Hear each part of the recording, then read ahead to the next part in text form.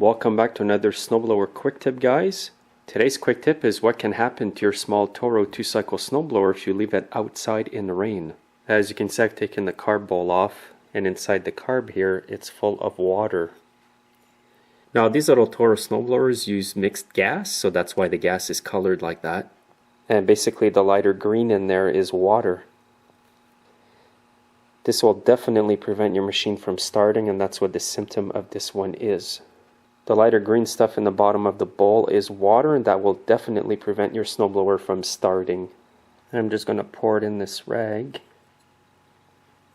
And you can see how watery that was. Now make sure you clean this bowl out properly before putting it back on.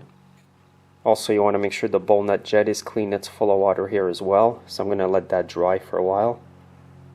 And also you want to let your carburetor dry, maybe clean it up a bit with a bit of carb cleaner, just spray it and let it dry and wipe it.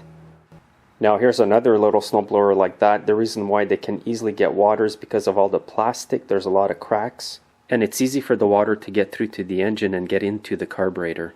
And by the way, the carburetor I'm showing you comes from this one over here. It's just a single stage 2-stroke engine. And on this blower here, guys, you can see what I've taken out of the tank. And by the way, an old turkey baster works good to get a sample out of your fuel tank. I know this blower here was left outside all summer, that's why the tank's full of water. And the bad thing about this is there's actually rust that started to build up in the tank. So to fix this blower here, I'm going to have to drain the fuel tank, let it dry, drain the fuel line, and also drain the carburetor. And sometimes you cannot always salvage the carburetor after you've had bad gas like that in there. Now you can see there is some actual fuel in there, but all the brown stuff is water. And by the way, here's what the inside of the carburetor on that blower looks like.